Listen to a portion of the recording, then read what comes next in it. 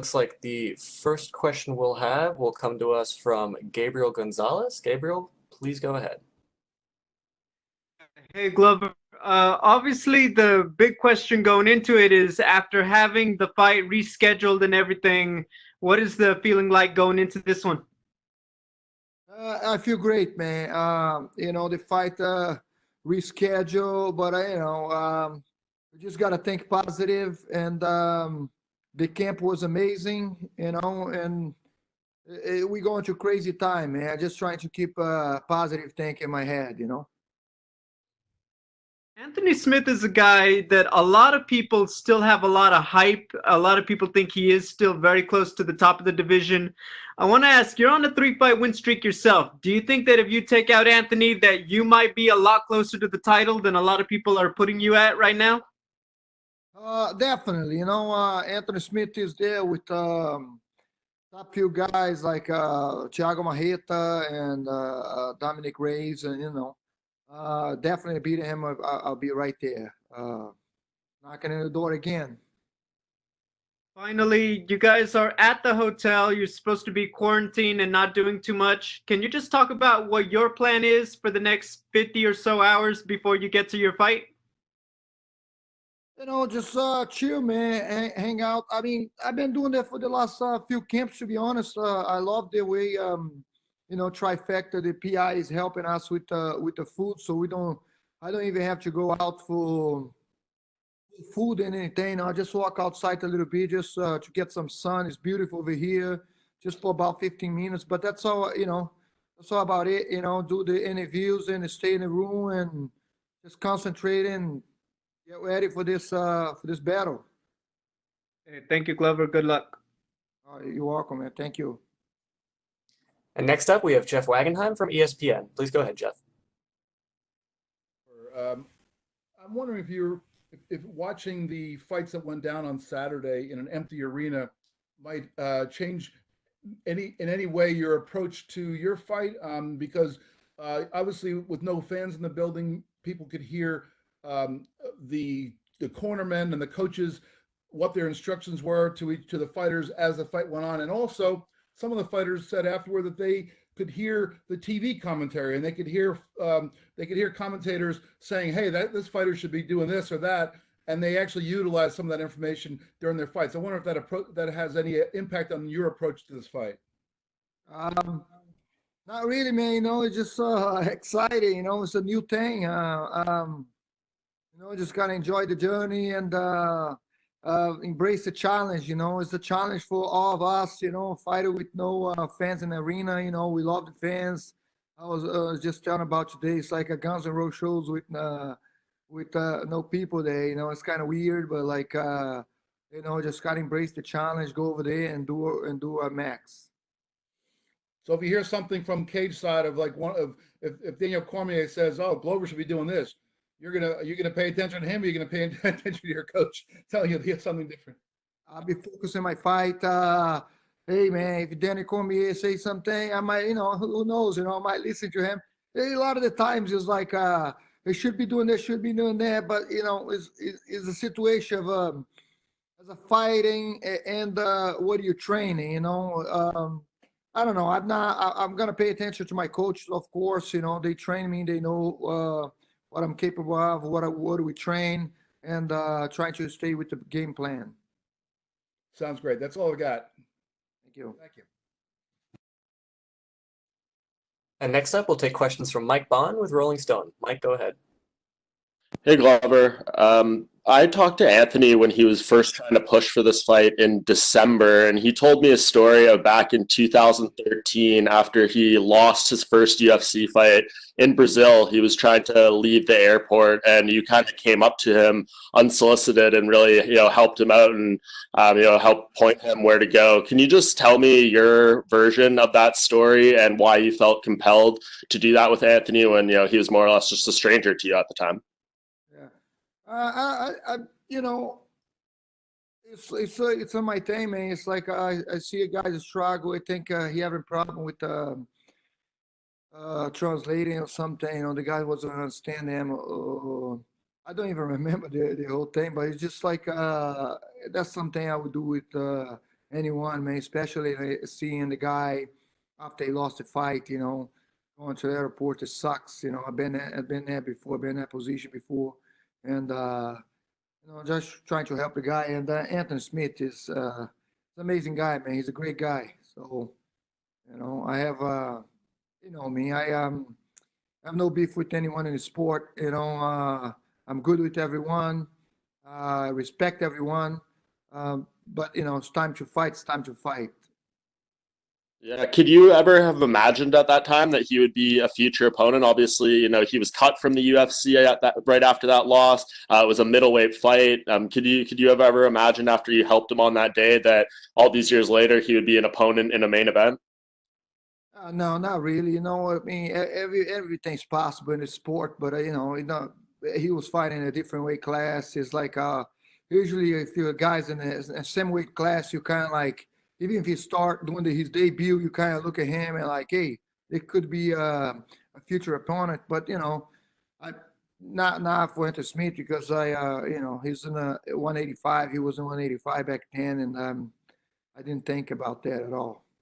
Yeah, and last thing from me, Anthony's been nothing but respectful in the lead up to this fight. He said, he's very happy that you've never wavered. You've always been willing to compete, even with the change of date and anything. Did you always feel the exact same way? Did you ever have any doubt that this fight would happen, especially, when the news came out about Anthony's home invasion and all that stuff that was going on in his personal life in the lead up to this fight too?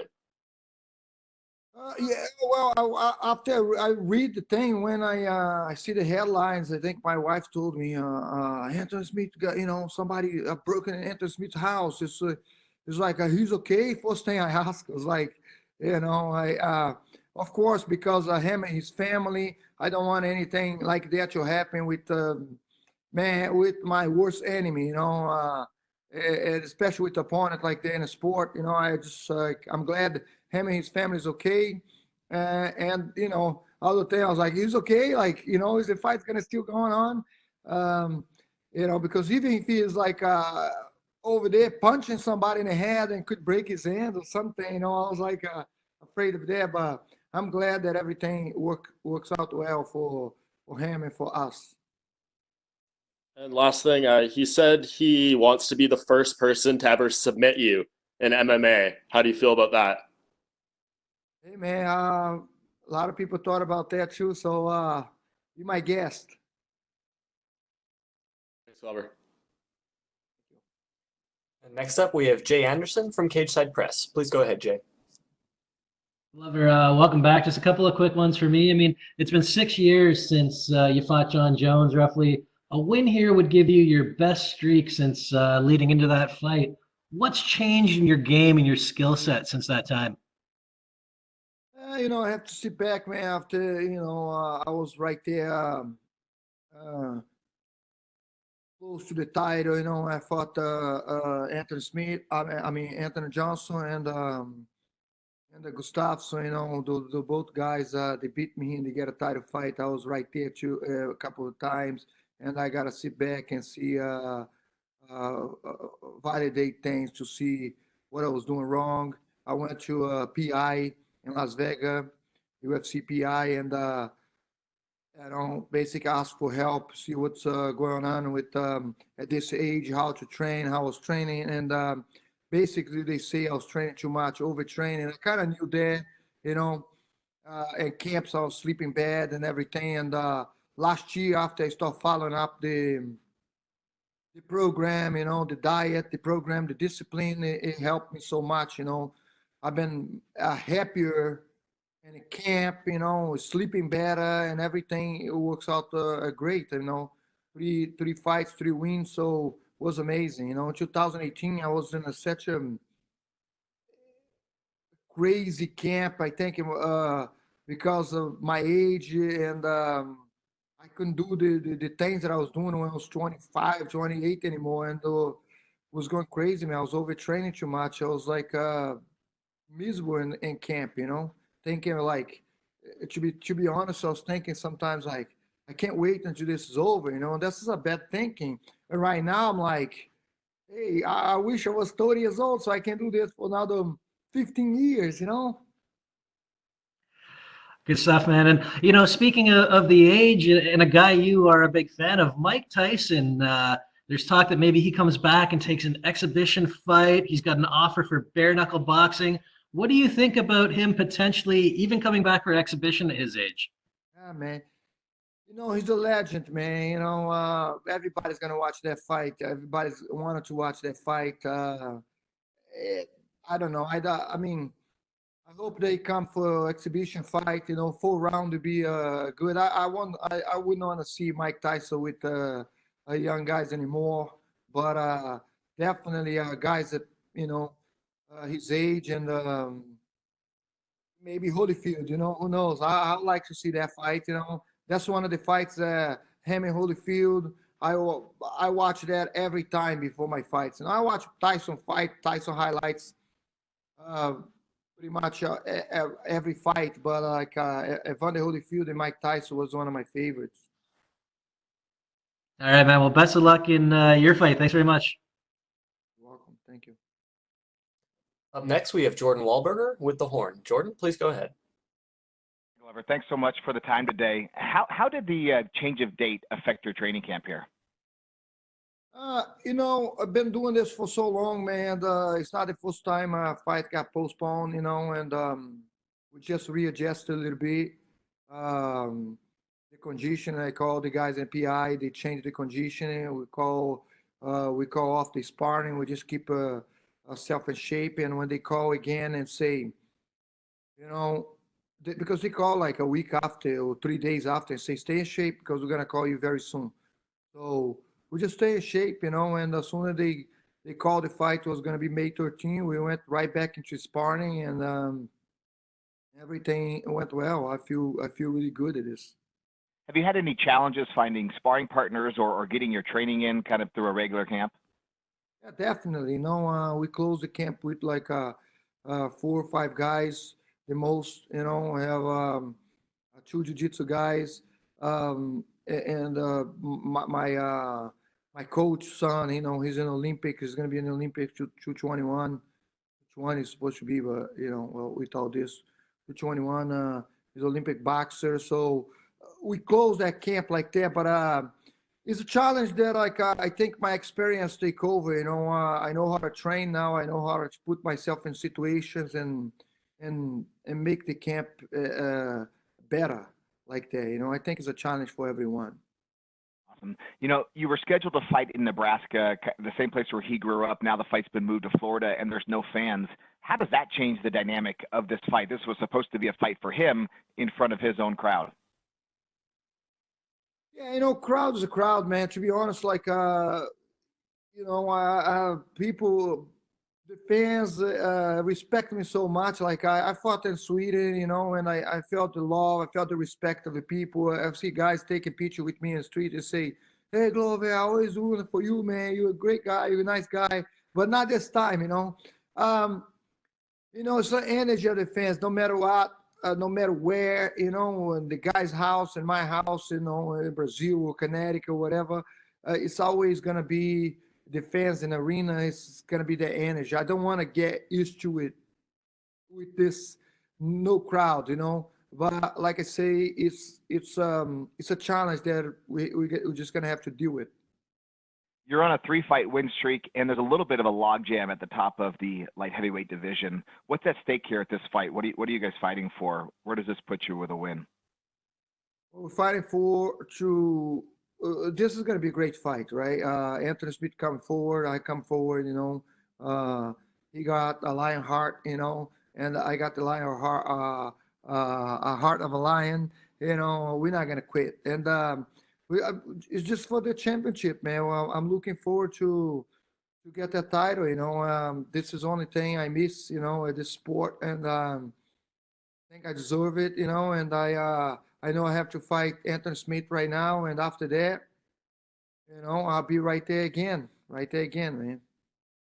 All right, thank you so much, Glover. Best of luck on Wednesday night. Thank you, man.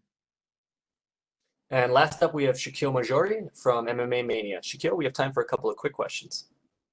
Hey, Glover, thank you so much for making the time today. First, it seems like for a while there, the UFC was putting you up in almost a gatekeeper position against up and coming talent. So it's really nice to see you get someone like Anthony Smith, who has recently fought for the title. How did you feel when what was going through your mind when the UFC offered you this fight?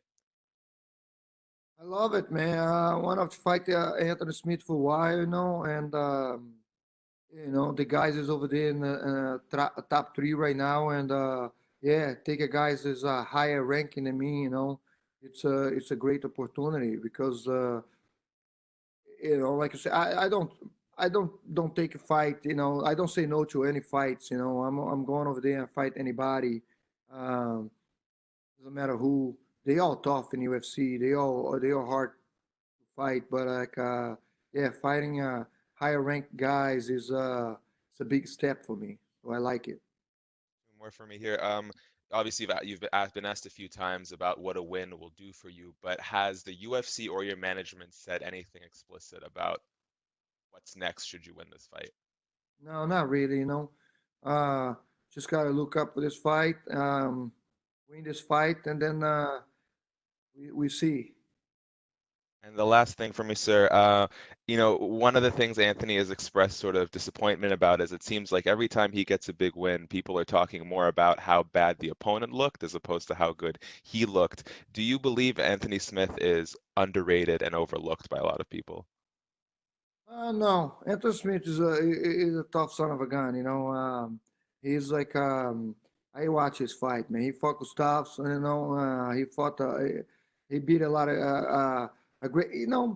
He beat a guy like Shogun and Rashad, man. Those guys are a legend. Those guys is no joke. Shogun he catch you with the punch, and people say they washed up and everything, but when you fight a legend like that, it's never washed up. It's always a trick they can pull out of their hat. You know what I mean? So you never know. He beat a great name, great fighters, and I'm just looking forward to a test Anthony Smith.